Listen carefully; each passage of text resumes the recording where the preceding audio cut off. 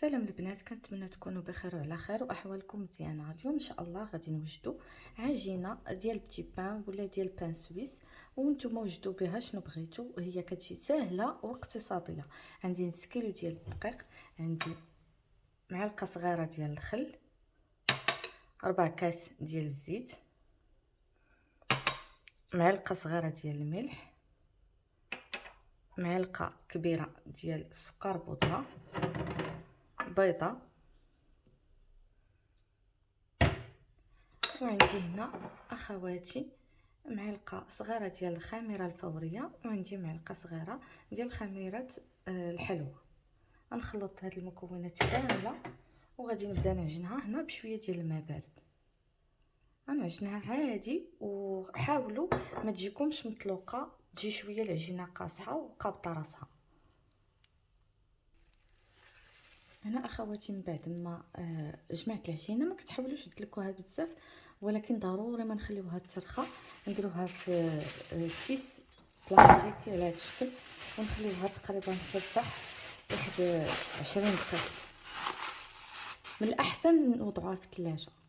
البنات، خرجت العجينه ديالي من الثلاجه، غنقسمها على 4 كما كتشوفوا، كويرات، 4 ديال الكويرات. غادي نحطهم هنا.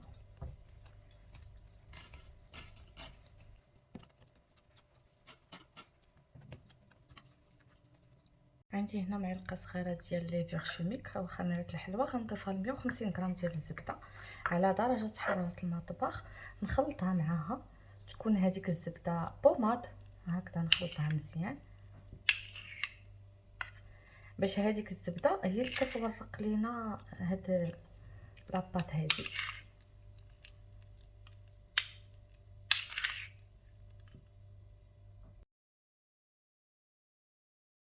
هنا اخواتي كناخذوا شويه ديال النشا، كنديروه لتحت من هاد الكويرات، كندلكو.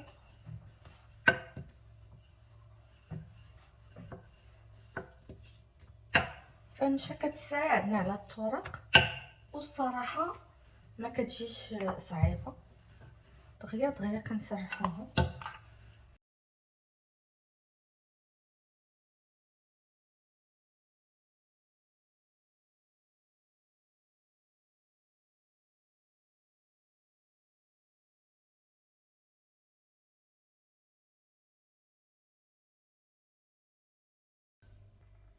هنا اخواتي كنبداو بالدائره الاولى، كنديروا عليها الزبده هكا بوماد غير بالمعلقه. وهنا اخواتي كما كتشوفوا كل عجينه كنسرحوا فوق منها الزبده على هذا الشكل هذا، وكنبقاو مستمرين حتى الاخيره. يعني عندنا 4 دوائر كنسرحوا فوق منهم الزبده على هذا الشكل.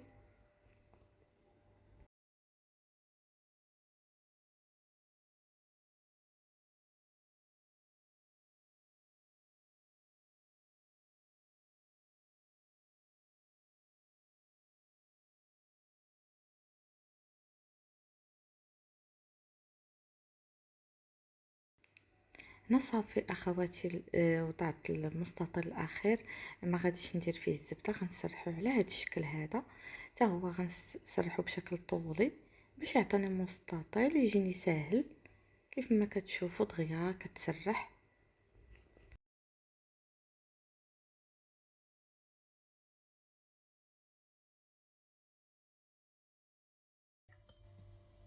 هنا كما كتشوفوا البنات، لاباط طلقتها على هذا الشكل مستطيل، وجدت حبيبات الشوكولا، وغادي نسرح فوق منها لا كريم باتيسير.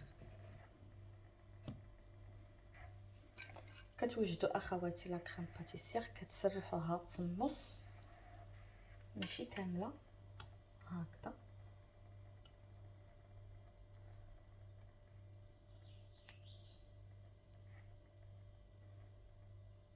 البنات اللي بغاوني نشارك معاهم الطريقه ديالي في لا كريم باتيسير يقولوا لي في التعاليق، وانا ندير فيديو خاص على حساب لا كريم باتيسير.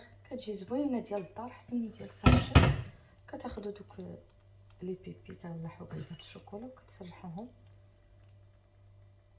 راكم عارفين احسن حاجه في البان سويس هما هاد لي بيبيت ديال الشوكولاط.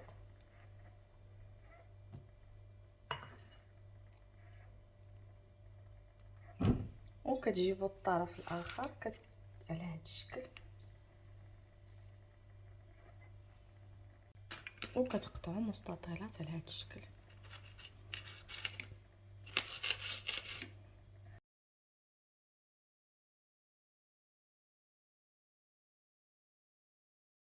هنا البنات كتاخذوا صفر بيضه كديروا مع شويه د الحليب، واحد معلقه صغيره ديال الحليب، كتخلطوا مزيان وكنجيو كندهنوا هاد لي بان سويس ديالنا. هاد العجينه راه كما قلت لكم ديروا بها لي كرواسون، ديروا بها بون شوكولا،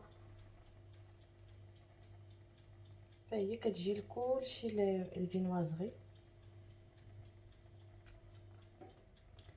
كتجي ساهله الصراحه. لينا 25 دقيقه حتى نص ساعه باش يطيب.